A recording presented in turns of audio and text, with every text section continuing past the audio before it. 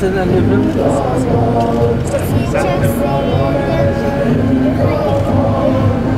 Başarılar dilerim.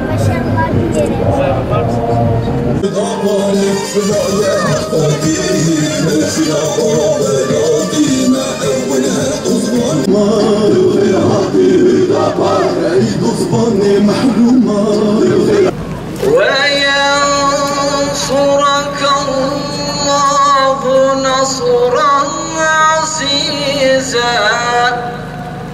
Hazreti Adem babamız ile başlayan bir davadır. Davamız hürriyettir. O yüzden hür dava dedik.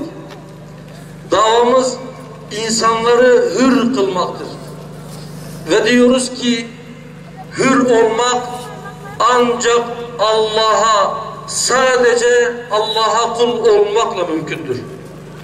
Zira Allah'a kul olmayanlar kulluk yapacakları başkalarının tahakkümüne girmeye mahkumdurlar. Artık alternatifsiz değilsiniz.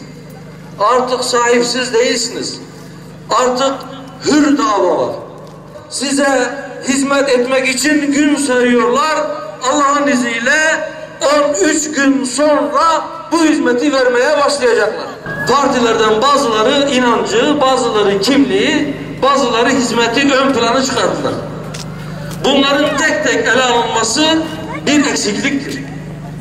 Tek taraflı görülmesi çok büyük bir eksikliktir.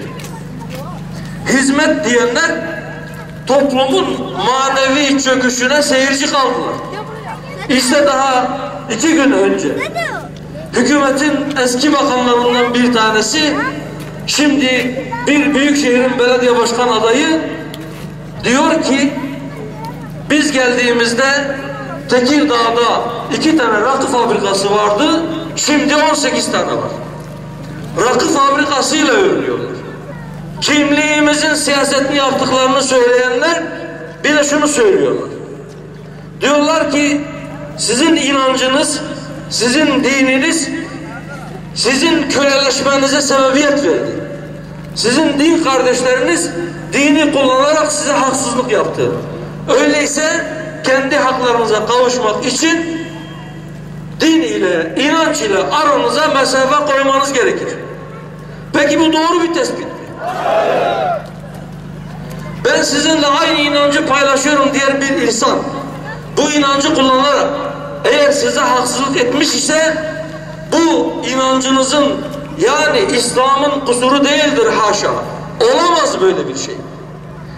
Birileri kalkmış diyor ki din kardeşleriniz size zulmediyorsa bu sizin dininizin suçudur, dininizden uzaklaşın. Kozluğun altyapısı 30 sene önce yapılan. 30 sene boyunca bu altyapıya bir karış ilave edilmedi.